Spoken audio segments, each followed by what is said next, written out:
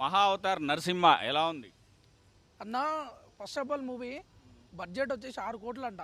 6 కోట్లు పెట్టి తీసిన సినిమా 25 కోట్లు వచ్చినాయి. అసలు ఈ మూవీలో ఏముందని వచ్చినా నేను యాక్చువల్లీ అసలు ఈ సినిమా గురించి చెప్పాలంట అన్న, ఫస్ట్ ఆఫ్ ఆల్ పబ్లిక్ థియేటర్కి రావట్లేదని ఎవరన్నారన్న?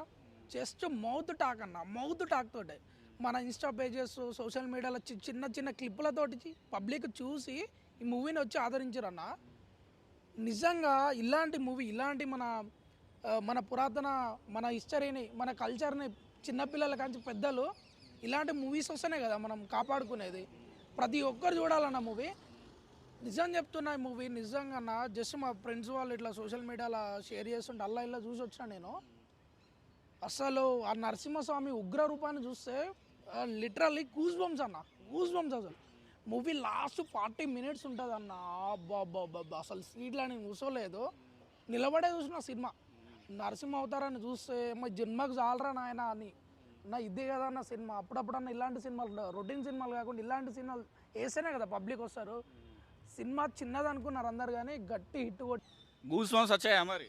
అన్న గూస్ బంప్స్ గురించి అడిగినావు కదా, నిజం చెప్పనా, 100 RRRలు 100 KGFలు 100 బాహుబలులు చూస్తే వచ్చే కిక్కు ఈ ఒక్క మూవీలో వస్తుంది. ఆ గూస్ బంప్స్ రాకపోతే నా ఇన్స్టా ఐడి క్రేజీ ఫెలో కన్నా నాకు మెసేజ్ చేయండి భయ్యా, టికెట్ పైసలను కొట్టేస్తాను. నిజం చెప్తున్నా, 100 RRRలు 100 KGFలు 100 బాహుబలిలు ఆ మూవీ చూసేంత కిక్కు ఈ ఒక్క మూవీలో వస్తుంది. అన్ని విజువల్స్ ఉన్నాయి దీంట్లో.